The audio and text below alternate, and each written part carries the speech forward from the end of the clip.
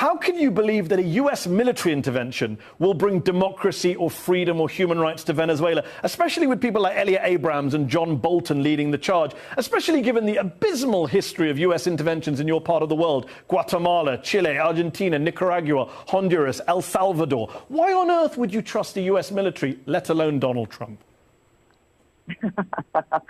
Oh, well, first of all, times have changed. And I think even anybody who has been involved in Latin America since the 1970s, I think, A, the continent has changed. B, the attitude of the United States to the region has changed. C, the understanding of counterinsurgency or counterterrorist or operations or things to secure, safeguard a vulnerable population. All of those parameters and all of those understandings and methodologies have changed.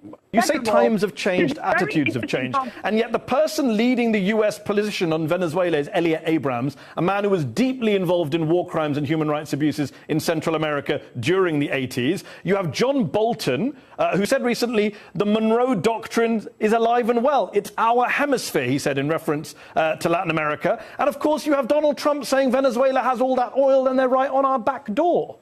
Doesn't seem to have changed at all. They seem to be interested in oil and sending people with a very bad record on human rights to help you. Hey, I was too young to live through the incident that.